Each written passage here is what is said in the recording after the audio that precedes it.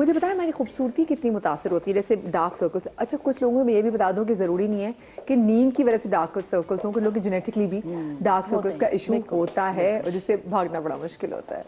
नींद सिर्फ ऑगमेंट करती है बेसिकली, उसको थोड़ा सा और बढ़ा देती है डार्क, लेकिन मोस्टली जो कॉमनेस्ट कॉज होता है वो आयरन और फेरेटिन की कमी होती है। अच्छा, हम मेलाटोनिन पे बात कर रहे थे, खूबसूरती की तरफ मैं आऊँगी।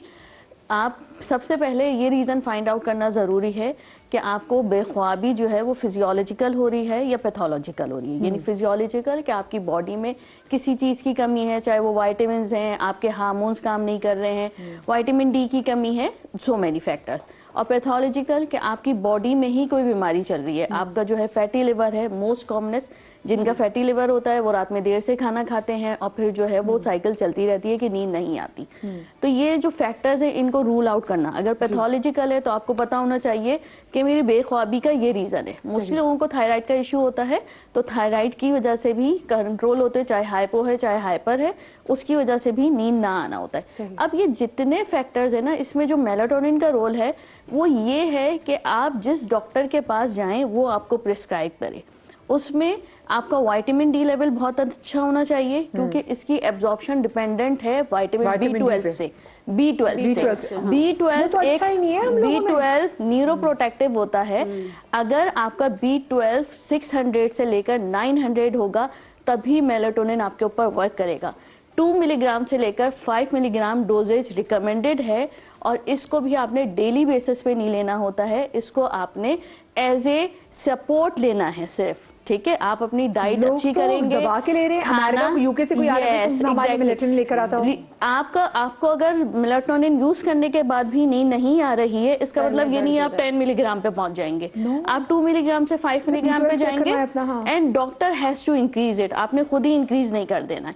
उसके साथ साथ आपका B12 अगर कम है, 600 से 900 नहीं है, तो आप पहले उसे 900 पहुंचाएंगे, क्योंकि न्यूरो प्रोटेक्टिव यही एक विटामिन है। वही बात है, आप लव लेटर लिखे जा रहे हैं, तो पहुंचा ही नहीं खत लिखे जा रहे हैं। बिल्कुल ऐसा ही है, बिल्कुल। तो डोज बढ़ाना, क्योंकि अगर डोज बढ़ाएंगे तो उसके विड्रॉल इफेक्ट और सुबह जो है उठने के बाद आपको नींद का फैक्टर, क्योंकि आप रात भर आपको नींद नहीं आई, खाने के बाद आपको दूसरे दिन जो है वो नींद आ रही होगी। अब फिर आपने ऑफिस भी मैनेज करना है, बच्चे भी मैनेज करने, तो दवा खराब नहीं है। दवा को प्रॉपर यूज करना, जी बताइए। जी प्लीज आप। दवा को प्रॉपर यूज करना अंडर द गाइडेंस नेसेसिटी है, क्योंकि हमें नीड होती है। देखें, अगर आप स्पेशली फीमेल के लिए बता रही हूँ, जब आप 40 को टच करते हैं आपके एस्ट्रोजन लेवल्स नीचे आते हैं, आपको नींद बेख्वाबी होती है। अगर आप स्पेसिफिकली 3 o'clock पे आपकी आंख खुल रही है, इट मीन्स आपकी बॉडी में कॉर्टिजोल लेवल हाई हो रहा है। और कॉर्टिजोल इसलिए हाई हो रहा होता है कि आपके हार्मोन्स नीचे आ रहे होते हैं, आपका इनटेक खाने का अच्छा नहीं होता, क्योंकि कुछ चीजें आपको स्किप करनी होती हैं और कुछ चीजें लेनी जरूरी होती हैं जो अगर आपने 40 साल तक नहीं खाई होती। ठीक है, तो उनको अब खाना जरूरी है, जिससे आपका कॉर्टिजोल कंट्रोल होता है।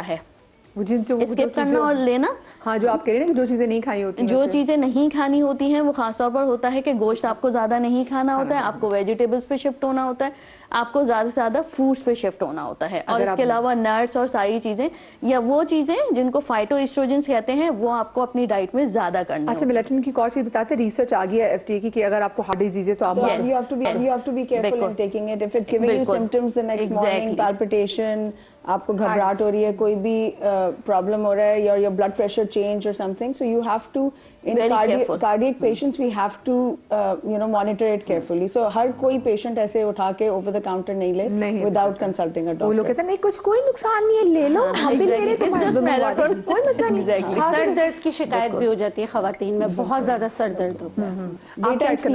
जी, मैं बहुत अच्छी बात उन्होंने बोली, और मैं इसी में थोड़ा सा ऐड ये करना चाहता हूँ। पहली बात तो ये, मेलाटोनिन जो है ना, कोई भी नींद की टैबलेट नहीं है।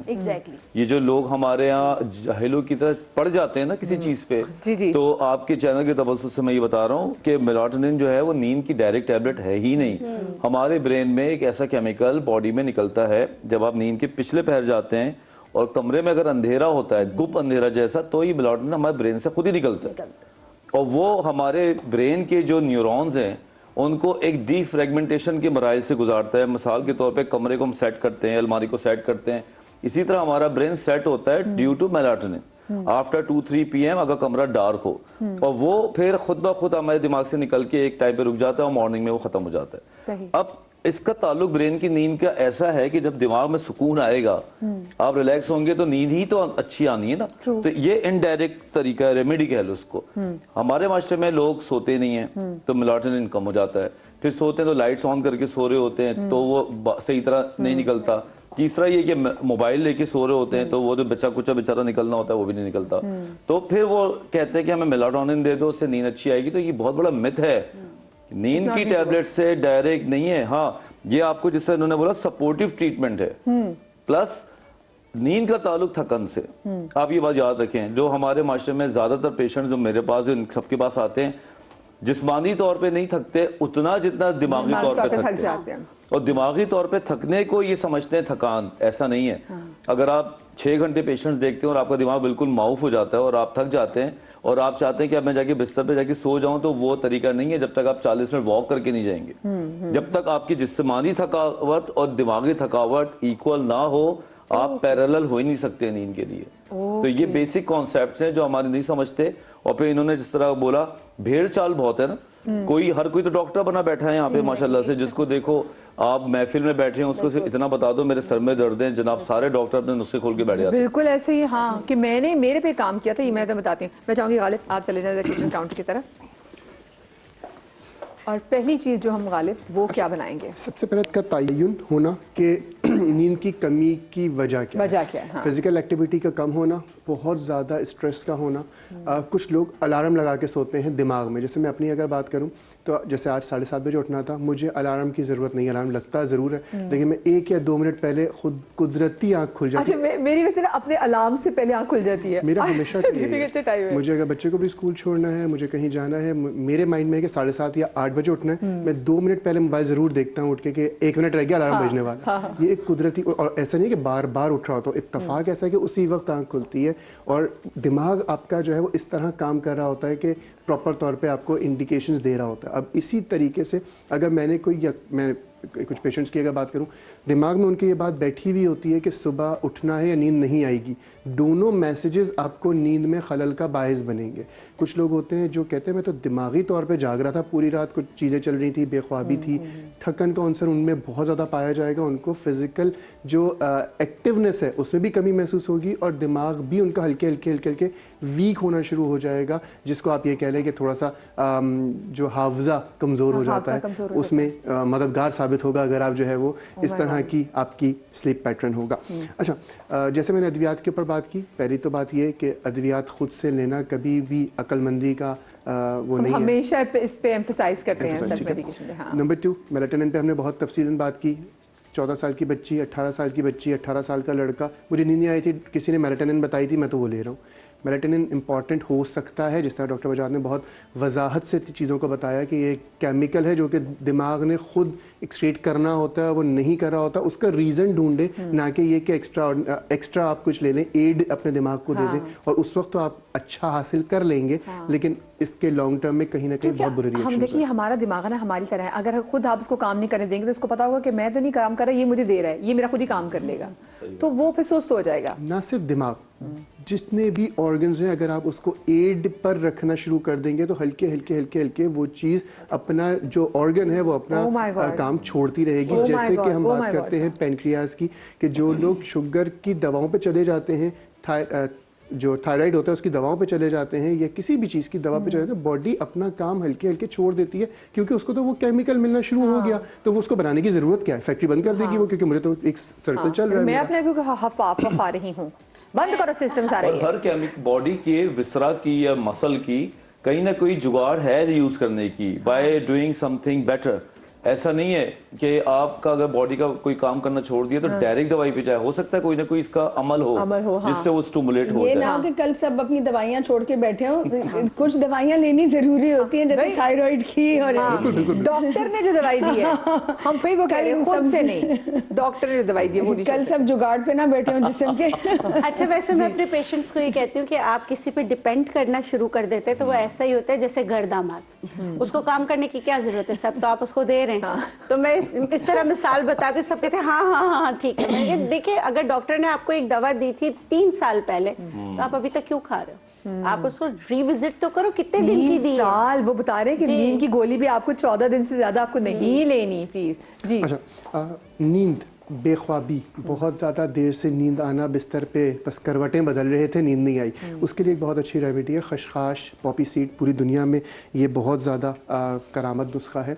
इसके साथ सिर्फ 1-2-3 कुछ कंट्रीज़ ऐसी हैं मिडिल ईस्ट की जिस पे ये पाबंदी है, इस पर ये ले जाने की गलती है। तो एक गिलास दूध लिया मैंने इसमें। अच्छा, खशखाश का जैसे डॉक्टर साहब ने बताया, बिल्किस आपा ने, कि इसको पहले धोना इंपॉर्टेंट है, ठीक है? खशखाश को धोना बहुत इंपॉर्टेंट है। थोड़ी देर भिगो के थोड़ा सा इसको जिस तरह चावल धोते हैं उस तरह धो के आप उसको यूज़ कर लीजिए, स्टेन कर लीजिए।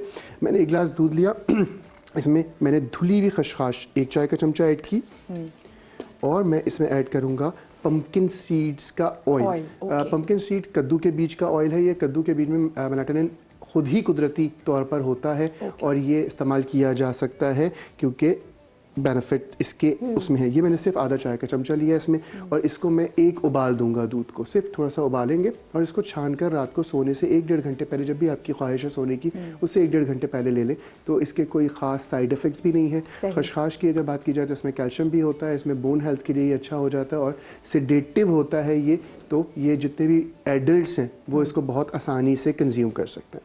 सही। अच्छा, बहुत सारे लोग जो कि कोशिश ये करते हैं कि हम कोई दवा खाएं नहीं ताकि वो जुज़्व बदन ना बने, रिएक्शन ना दे, बट हमें नींद आ जाए। तो खशखाश तो ऐसी है जो एडल्ट्स ले सकते हैं, लेकिन ख़ासकर वो बच्चे, लेकिन मैं पहले कहूँगा बच्चों में भी और बड़ों में भी हमने पूरी डिस्कशन में डिस्कस किया कि जो पेट के अमराज होते हैं, गैस्ट्रिक प्रेशर होता है, गर्ड के इश्यूज़ होते हैं, रिफ्लक्स आ रहा होता है, वो एक बहुत बड़ा रीज़न होता है नींद ना आने का।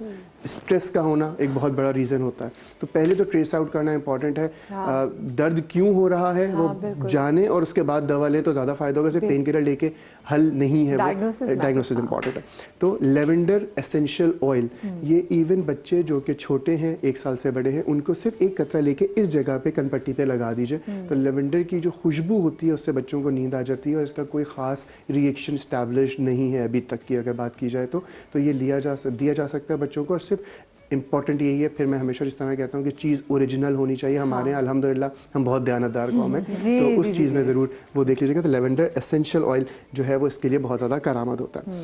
दूसरी अगर बात करूँ तो इसी तरह एडल्ट्स में भी ये बहुत ज़्यादा करामत हो सकता है। खशखाश का तेल सिर्फ 2 कतरे इस तरह लेंगे और पेपरमिंट एसेंशियल ऑयल भी लिया जा सकता है, पेपरमिंट जो नॉर्मल वाली होती है वो भी ले सकते हैं। इसमें ये 2 कतरे ऐड किए और इसको सिर्फ अपने माथे पर इस तरह हल्के हल्के मसाज करना है सोने से 1-1.5 घंटे पहले। हल्के हल्के आपको ऐसा महसूस होगा कि आप सेडेटिव हो रहे हैं, नींद आ रही है। और ख़ासकर वो लोग जिन लोगों को ये वाली तबीयत रहती है कि मैं जिस्मानी तौर पे तो सो रहा था या सो रही थी लेकिन दिमाग मेरा अटेंटिव था, छोटी सी आहट पे आँख खुल जाती है, एक करवट लें तो आँख खुल जाती है, उनके लिए ये रेमेडी बहुत अच्छी है। और इन लोगों के लिए एक और अगर चीज़ अर्ज़ करूँ तो जो सिर्फ खशखाश का अगर तेल ले लें, इसमें पेपरमिंट जो हमारे यहाँ मिल जाती है बहुत कॉमनली, जिस तरह बर्फ़ जमी हुई होती है, इस तरह डंडियाँ होती हैं, वो इसके अंदर तकरीबन 20 ग्राम्स डाल दें 50 ml खशखाश के तेल में, या खशखश का तेल भी कुछ लोग कहते हैं।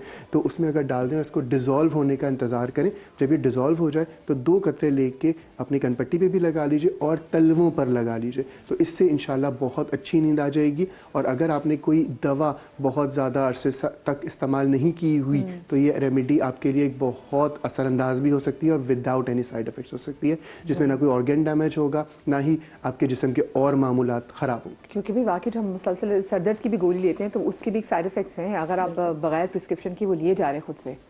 हर चीज़ का साइड इफ़ेक्ट है। हम जो चीज़ ले रहे हैं उसका साइड इफ़ेक्ट है, जिसका एक्शन है उसका रिएक्शन है। मैं हमेशा मिसाल देता हूँ, अदरक बचपन से खा रहे हैं, अदरक भी अगर मैं 1 किलो बैठ के एक साथ खा लूंगा तो वो भी रिएक्शन करेगी, जबकि नॉर्मल सी चीज़ है। मैं एक बात कर रहा हूँ, वो भी रिएक्ट करेगी, जबकि मैं बचपन से खानों में खा रहा हूँ। लेकिन बात ये है कि साइड इफेक्ट नहीं होगा, मेन ही इफेक्ट होना है वैसे। तो बात ये है कि हर चीज़ का साइड इफ़ेक्ट है। जो चीज़ एक्शन होगा उसका रिएक्शन लाजमी होगा। क्वांटिटी, ज़रूरत और क्वालिटी, तीनों चीज़ें ज़रूरत है कि आप पहले जांचें, जानें और फिर इस्तेमाल करें। ज़बरदस्त, बहुत थैंक यू। प्लीज़ आ जाइए। अच्छा,